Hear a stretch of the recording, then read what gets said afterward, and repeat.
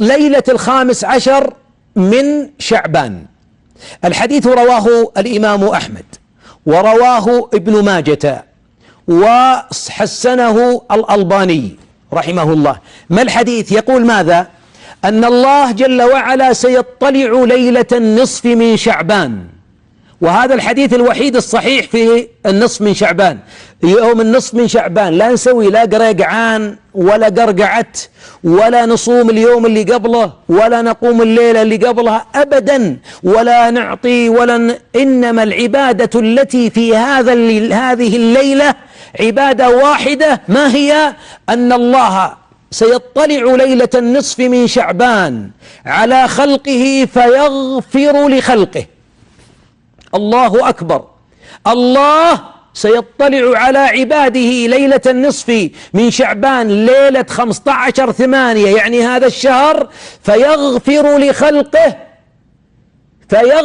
لخلقه إلا مشرك ومشاح.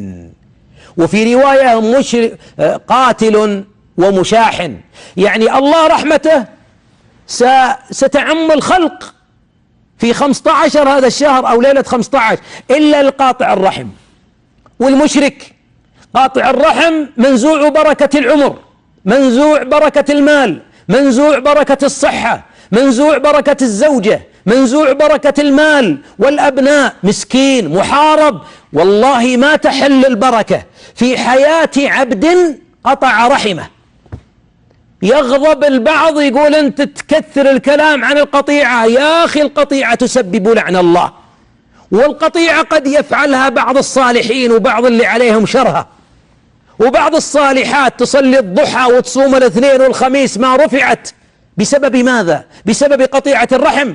ونحن باقي أيام يا من تريدون صلة الرحمن، أيام ليلة النصف من شعبان الكريم يغفر لنا جميعا استقبالا لرمضان، إلا المشرك اللي أشرك مع الله غيره، ولعل في حلقة نخصصها لاحقا فيه. والمشاحن اللي بينهم شحناء تجاوزت 3 أيام.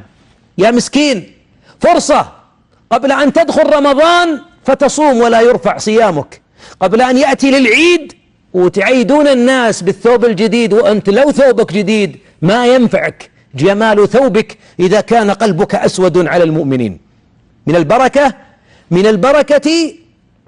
البركة أن تكون واصلا، واصلح واعف عنهم. يا أخي مخطئين، أنت مخطئ في حق الله وعفى عنك. يا أخي إذا أخطأوا واعف عنهم.